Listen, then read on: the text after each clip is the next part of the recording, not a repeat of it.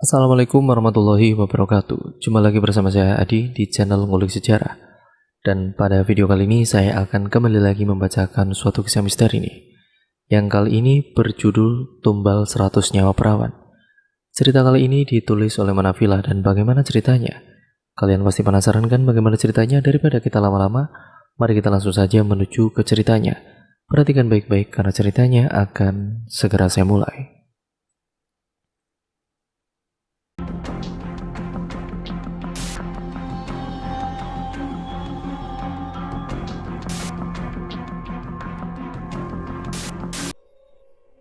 Januari 2008. Kala itu langit mendung dan hujan pun tidak dapat dihindari. Seorang gadis belia berteduh di halte sambil menunggu bus datang. Sepi, tidak ada seorang pun di sana selain dia dan nyanyian para katak yang senantiasa menemani kesendiriannya.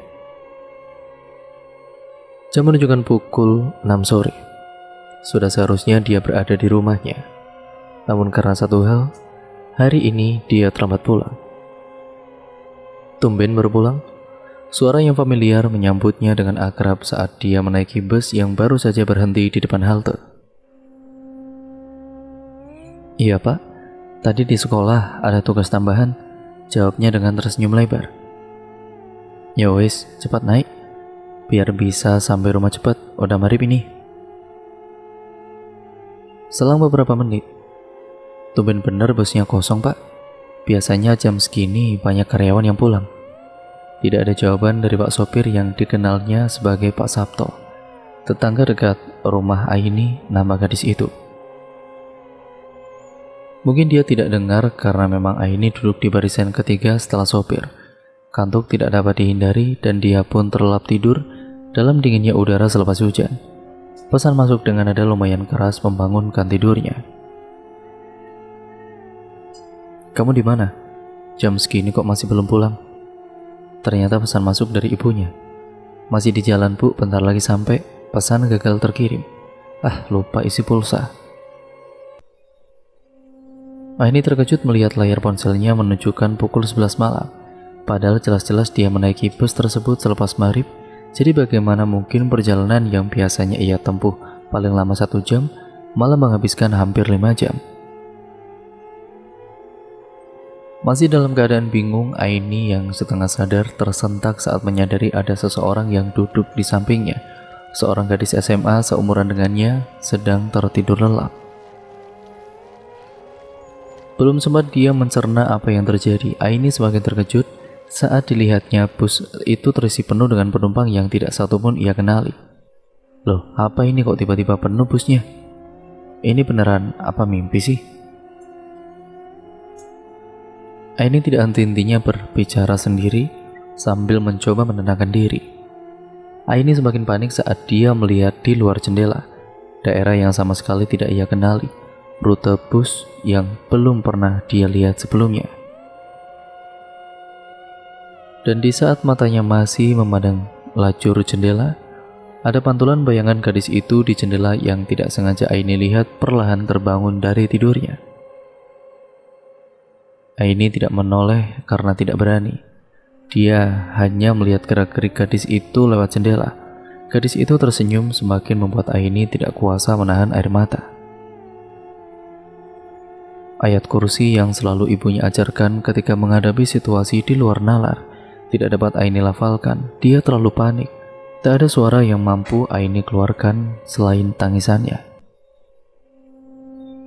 Aini menunduk, menangis, dan berharap semua ini hanya mimpi. Sampai pundaknya terasa dingin, gadis itu menyentuh pundaknya, berharap Aini ini untuk menoleh padanya, namun Aini tetap tertunduk. "Kak, tidur lagi?" Suara lirik itu terdengar samar-samar. Aini kaget, jangankan menoleh. Melihat pantulan bayangan gadis itu dari jendela saja, Aini tidak mampu.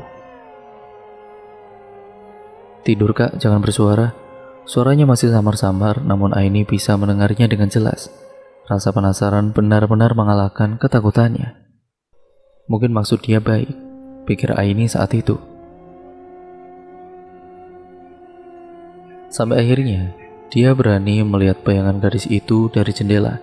Dan alangkah terkejutnya Aini Saat yang dia lihat adalah gadis dengan kepala yang hampir terpenggal, lengkap dengan darah yang masih tersembur, dan ironisnya gadis itu masih tetap tersenyum. Aini spontan berteriak sekencang-kencangnya. Dia tidak peduli apa yang dikatakan gadis itu. Dia hanya berharap apapun itu semoga segera berhenti. Februari 2008. Gimana, Bud? Udah ada kabar? Budi hanya menggelengkan kepala saat temannya Yusuf menanyakan tentang salah satu teman mereka yang hilang sebulan yang lalu, Aini. Harusnya aku antar dia pulang, udah sore banget itu. Tapi dia kekeh mau naik bis saja katanya.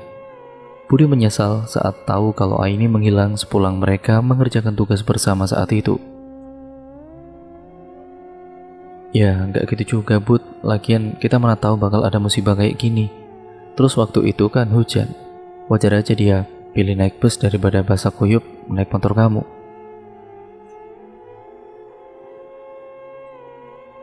Yusuf mencoba menenangkan. Tapi kok aneh ya, Bud? Kalau Aini diculik, pasti penculiknya udah hubungin orang tuanya dan minta tebusan. Tapi sampai saat ini belum ada kabar apapun. Bahkan polisi saja belum nemuin petunjuk apa-apa. Budi hanya diam. Apa mungkin Aini diculik makhluk halus? Yusuf masih saja menebak dengan pikiran liarnya. Kamu itu ngomong apa sih, Cuk? Jangan sembarangan deh, kata Budi. Ya, habisnya kalau Aini meninggal juga nggak mungkin. Karena sampai saat ini belum ada mayat yang Belum sempat Yusuf menyelesaikan ucapannya, Budi langsung bergerutu dan memukul kepalanya dengan buku tebal sambil berlalu meninggalkan dia sendiri di kelas. Apa aku kasih tahu dia aja ya? Ucap Yusuf pelan sambil melihat Budi pergi. Budi yang sedari dulu memendam perasaan pada Aini sungguh terpukul dengan kejadian ini. Dia merasa sangat bersalah karena Aini tidak mungkin mengalami hal seperti ini jika saja dia meminta Aini menunggu hingga hujan reda dan bisa mengantarkannya pulang. Budi seorang pemuda pendiam yang sulit bergaul. Saat pertama kali dia datang ke kota itu dan masuk sekolah sebagai murid pindahan, hanya Ainilah yang begitu berbaik hati berteman dengannya. Kini dia hanya bisa berdoa jika temannya itu bisa kembali pulang dalam keadaan selamat. Jam istirahat pun tiba. "Cuk!" teriak seorang gadis muda berparas cantik yang langsung membuat Yusuf tersenyum. Nona manis, ada apa?"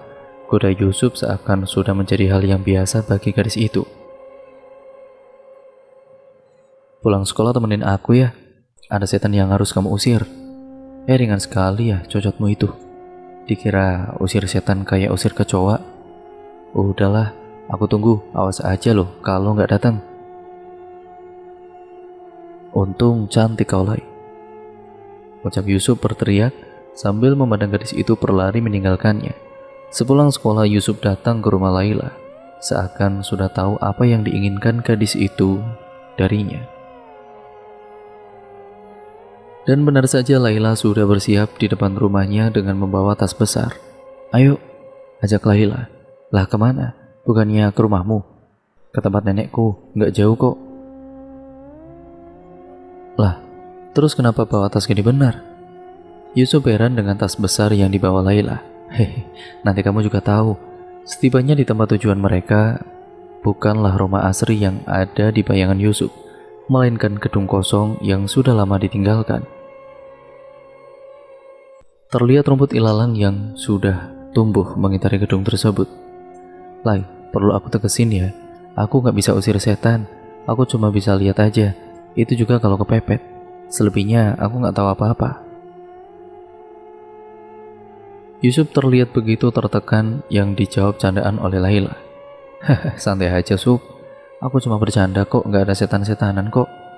Aku cuma mau mengantarkan makanan buat nenekku.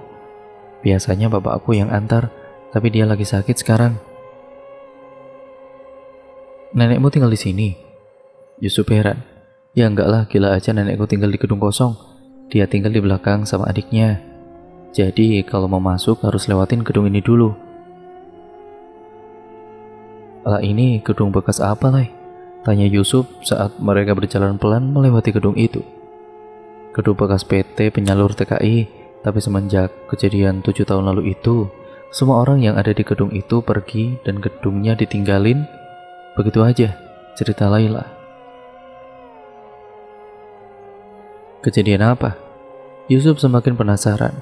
Belum sempat dijawab oleh Laila, Yusuf dikejutkan dengan sosok hitam legam dengan mata menyala melihatnya melalui jendela di dalam gedung itu. Yusuf seakan terpaku dan tidak dapat bergerak saat sosok itu menyeringai dan melihatnya dengan seksama. Yusuf diam sampai Laila menepuk pundaknya dan, "Woi, kamu dengar gak sih? Ayo cepatan keburu sore nih." Laila menarik tangan Yusuf agar segera mengikutinya. Mereka pun akhirnya tiba di rumah nenek Laila. Rumahnya begitu sederhana dengan perpaduan dinding bilik dan tembok layaknya rumah zaman dahulu.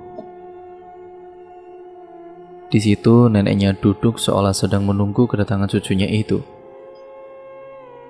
Berucap salam, mereka pun masuk sambil Laila membuka bungkusan besar yang ada di dalam tasnya, 2 bungkusan. Yang satu berisi makanan pokok dan bungkusan kedua berisi bunga-bungaan dan parfum. Yusuf heran, namun dia tidak berani bertanya. Dia hanya diam. "Aki, ada nek?" Tanya Laila karena ia tidak melihat Aki Toha. Adik neneknya berada di dalam rumah. Ada di dalam kamar seperti biasa. Nek Ira sambil tersenyum menjawab pertanyaan Laila, namun matanya tertuju pada Yusuf. "Teman Laila?" tanya Nek Ira kepada Yusuf. "Iya, Nek," jawab Yusuf sambil tersenyum ramah. "Kalau mau pulang, mending dari sekarang. Jangan nunggu malam. Kalau keburu malam, mending nginep di sini saja," ucap Nek Ira dengan tegas. "Kami pulang saja ya, Nek. Besok kan harus sekolah." "Ya sudah, bukannya nenek ngusir, mending pulang sekarang aja, jangan lewat maghrib." Dan mereka pun pamit saat itu juga. Namun pandangan nenek masih tertuju pada Yusuf, seakan ada hal yang ingin dia sampaikan. Yusuf yang masih membayangkan sosok yang dia lihat di dalam gedung, tidak terlalu memperhatikan hal itu. Hanya Laila yang melihat ada keanehan dari mereka berdua. "Cuk, nenekku hari ini aneh banget." Laila membuka obrolan. "Aneh gimana?" "Kalau aku main ke rumah, dia selalu menyuruh aku nginep, meskipun aku datang pagi. Tapi sekarang dia kayak ngusir gitu," ucap Laila dengan penuh kecurigaan. Itu cuma perasaan kamu saja mungkin. Lagian, apa yang dibilang nenek kamu kan benar. Jangan keluar pas maghrib, pamali," tegas Yusuf. Mereka berjalan ke depan dan akhirnya sampai di gedung kosong itu. Yusuf kembali terdiam.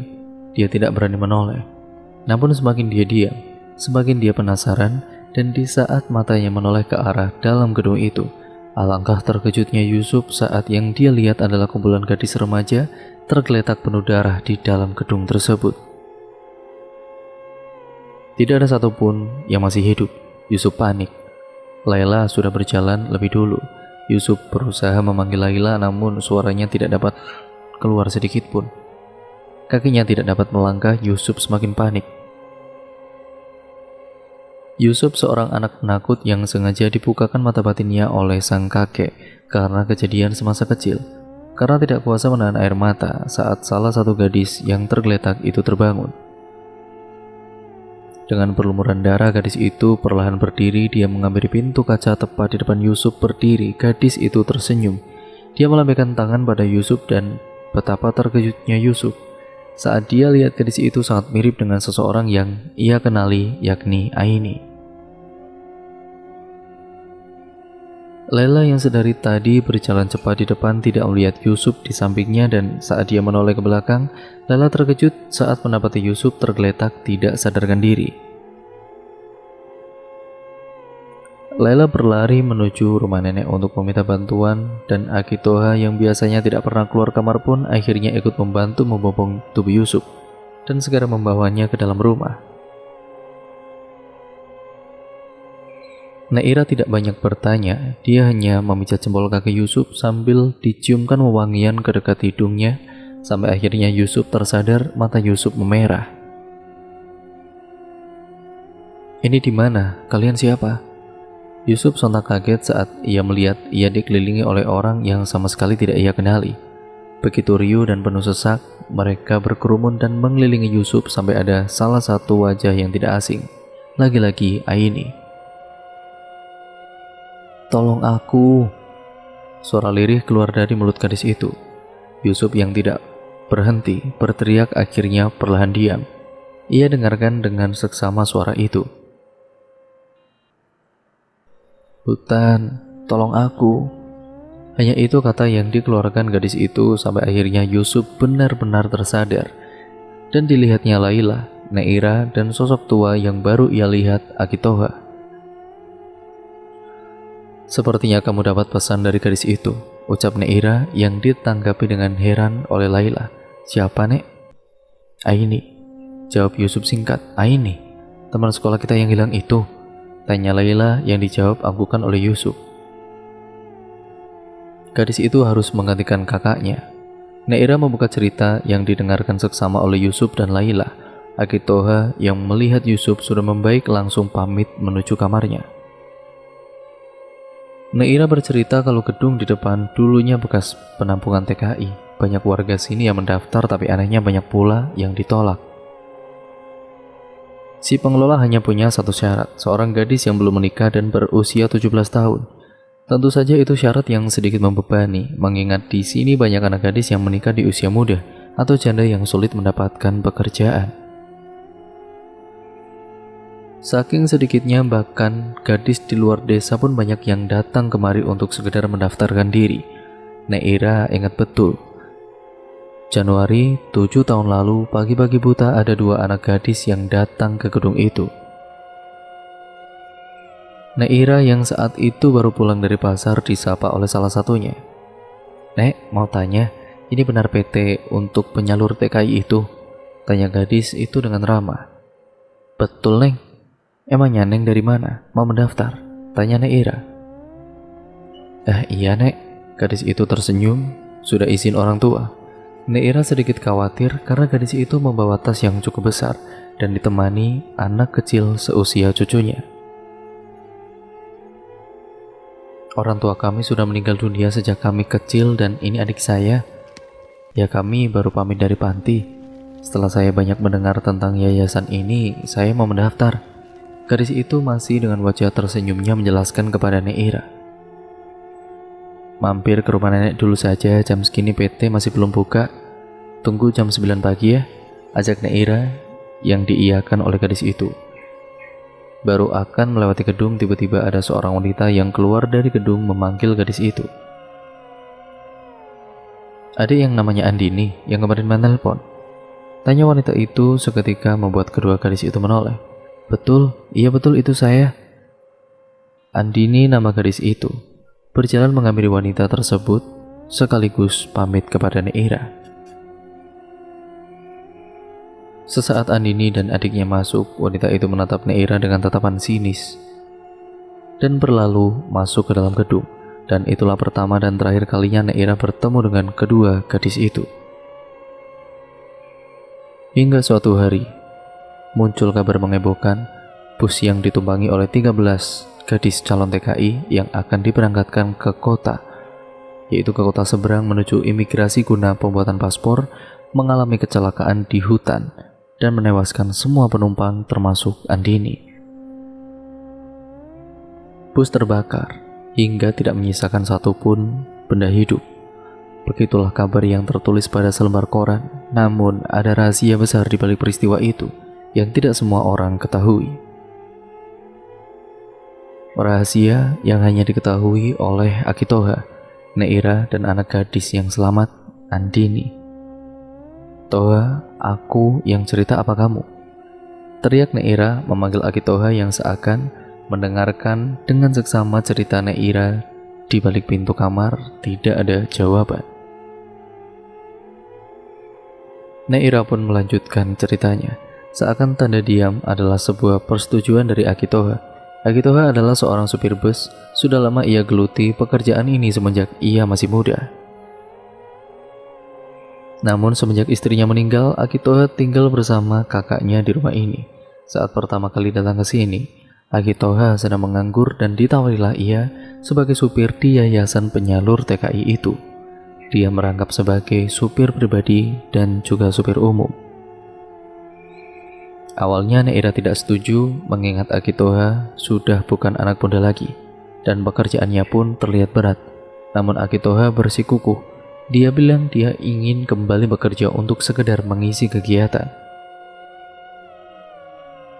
Singkat ceritanya, bekerjalah Akitoha di yayasan itu dengan gaji yang terbilang cukup besar. Setiap hari ia mengantar jemput Mbah Putri, wanita tua pemilik yayasan itu, dari rumahnya di kota seberang ke tempat yayasan. Tidak banyak yang tahu asal-usul Mbah Putri ini. Yang pasti dia adalah wanita yang begitu kaya, yang cukup disegani di kotanya. Akitoha yang sehari-harinya menjadi sopir pribadi Mbah Putri tidak banyak berkomunikasi, ia hanya berbicara sewajarnya. Sampai suatu ketika Mbah Putri meminta ia mengantarkan ke sebuah hutan yang begitu terpelosok jauh dari kedua kota di mana ia biasa mengantar jemput Mbah Putri. "Turun di sini, Mbah," tanya Akitoha. "Tunggu di sini, biar saya jalan sendiri." Akitoha hanya mengangguk. Mbah Putri berjalan menyusuri hutan yang gelap tanpa pencahayaan sedikitpun. Akitoha yang berada di dalam mobil hanya mengamati dari kaca spion. Sampai akhirnya Mbah Putri tidak terlihat lagi dan masuk ke dalam hutan. Akitoha tidak berpikir yang aneh-aneh. Dia hanya menuruti permintaan Mbah Putri itu saja. Dia menunggu di dalam mobil sambil menyalakan radio. 1 jam, 2 jam berlalu, Mbah Putri tidak muncul juga. Dia ragu apakah dia harus turun dan menyusul Mbah Putri atau tetap menunggu di dalam mobil, sampai suatu hal di luar nalar terjadi kepadanya. Saat Akitoha menunduk sambil memutar tombol frekuensi radio untuk mendengarkan saluran yang biasa memutar lagu kesukaannya, tiba-tiba sesuatu mengejutkannya. Brak, brak, brak. Kaca mobil samping supir digebrak oleh seseorang yang sekujur tubuhnya dipenuhi darah. Akitoha spontan menoleh dan kaget, bukan kepalang. Dia terlihat serta bertakbir dan sambil berusaha menyalakan mesin mobil. Mobil tidak dapat menyala, Akitoha pun panik. Ia terus membaca setiap ayat suci Al-Quran yang dia hafal tanpa menggubris sosok tersebut dan tetap berusaha menyalakan mobil. "Pak, tolong saya, Pak. Tolong saya. Saya masih hidup, Pak. Tolong saya, Pak." Teriak sosok itu yang ternyata seorang gadis remaja. Dia berusaha menggebrak kaca mobil dengan tangan kanannya sambil tangan kirinya menahan darah yang terus mengalir deras dari lehernya. "Tolong, Pak. Tolong saya, Pak." Teriak gadis itu terus-menerus. Akitoha yang masih dalam keadaan bingung kembali melihat sosok itu. Benar saja, dia manusia. Akitoha masih ragu apakah dia harus membuka pintu dan menolong gadis itu, atau dia tetap berada di dalam mobil. Namun hati nurani tidak bisa membohonginya. Saat Akitoha hendak membukakan pintu, gadis itu tiba-tiba histeris dan lari ketakutan. Ia berlari jauh ke depan, masih dengan teriakan yang sama. Gadis itu meminta tolong agar siapapun itu, ia berharap ada yang mau menolongnya. Akitoha yang tidak tega, ia bersiap turun dari mobil. Sampai langkahnya terhenti, ia melihat ada makhluk bertubuh tinggi besar menghadang gadis itu. Makhluk berbulu hitam legam dengan tanduk dan gigi taring yang siap menerkam siapapun di hadapannya. Dengan lahap menghisap darah gadis itu, seakan itu adalah makanan kesukaannya. Akitoha yang masih tidak bisa dapat mencerna apa yang telah ia saksikan dengan mata kepalanya sendiri, langsung dikagetkan dengan pintu belakang yang terbuka. "Dasar merepotkan," ucap Mbak Putri masuk ke dalam mobil sambil mengusap tangannya yang dipenuhi darah. Akitoha diam. Dia tidak mampu mengeluarkan sepatah kata pun. "Kenapa diam? Ayo jalan." Mbak Putri membentak Aki Toha seraya berkata, "Toha, saya tahu kamu lihat semuanya. Saya minta apapun itu, simpan ceritamu sampai liang lahat." Aki Toha mengangguk. Dia tidak mengerti apa yang baru saja terjadi. Namun yang pasti ia tidak bisa simpan cerita itu sendiri hingga ia ceritakan semuanya kepada sang kakak. Dari awal, Neira sudah bisa mencium gelagat yang mencurigakan pada yayasan itu dan meminta Aki Toha untuk segera berhenti bekerja. Namun Aki Toha saat itu menolak karena ia takut akan terjadi hal-hal yang tidak diinginkan pada mereka berdua. Terlebih rumah kakaknya itu tepat di belakang gedung yayasan tersebut. Setelah kejadian itu, Aki Toha tidak lagi ditugaskan untuk mengantar jemput Mbah Putri.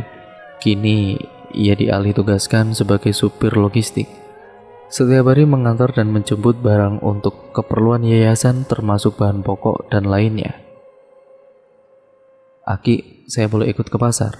sapa seorang gadis yang keluar dari yayasan ketika ia melihat Aki Toha bersiap untuk berangkat. "Mau beli apa, Neng?" "Biar saya yang belikan saja." Aki Toha paham betul jika setiap calon TKI dilarang untuk pergi keluar yayasan selama masa pelatihan. Gadis itu tertunduk lesu. "Ya sudah, boleh naik sini." Akhirnya Aki Toha mengizinkan gadis itu untuk ikut ke dalam mobil baknya itu.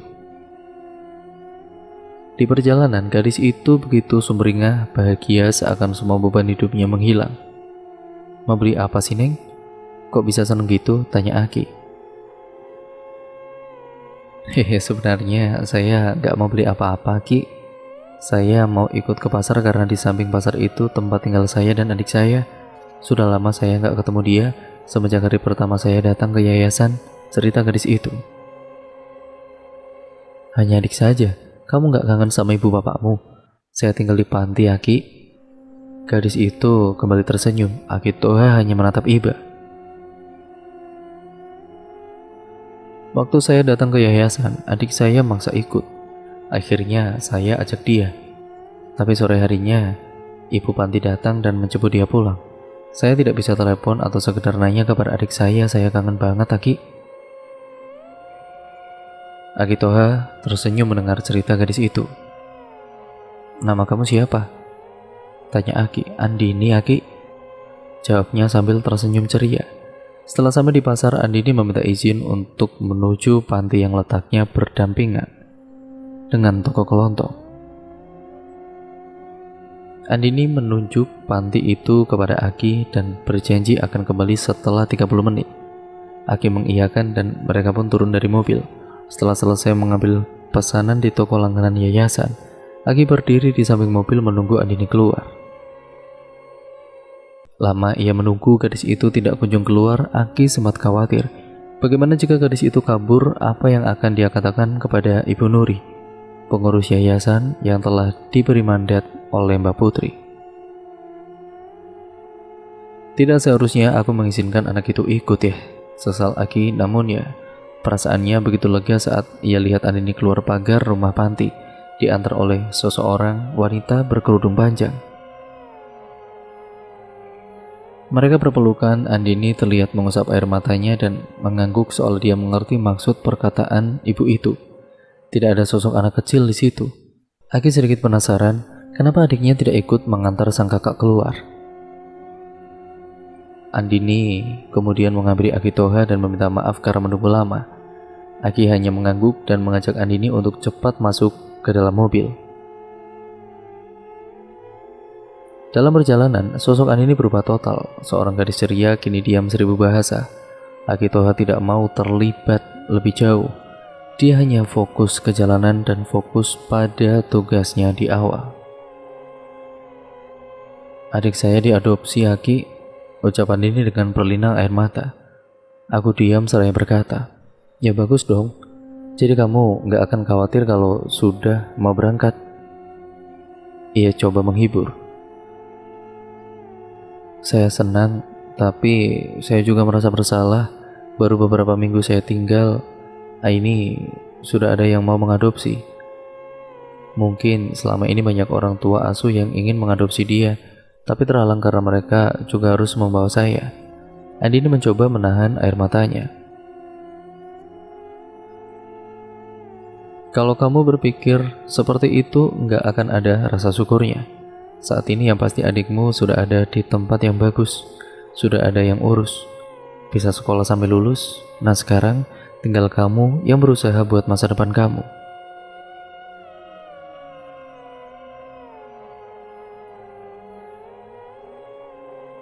Andini menatap Aki Toha, dia tersenyum. Terima kasih Aki. Suasana hati Andini kembali ceria. Mereka pun sudah kembali pulang ke yayasan sebelum maghrib tiba. Di pagi hari sebelum kecelakaan, Bu Nuri meminta Aki Toha yang menjadi sopir bus untuk membawa para calon TKI ke kota seberang. Tanpa rasa curiga ataupun prasangka buruk, Aki mengiyakan. Dan cerita pun akhirnya bersambung ke part yang selanjutnya ya teman-teman. Nah bagaimana part selanjutnya, kalian tentunya pasti penasaran kan bagaimana part selanjutnya. Jadi kalian harus tetap stay tune terus di channel ini, karena kelanjutan ceritanya pasti akan sangatlah seru. Nah bagaimana ceritanya menurut kalian? Kalian bisa komen di bawah. Jangan lupa untuk kalian tetap komen, like, serta share channel ini. Karena dengan itu semua, kalian membantu channel ini menjadi channel yang jauh lebih baik lagi ke depannya. Terima kasih atas dukungan kalian selama ini yang telah mensupport channel ini dari awal sampai sekarang ini.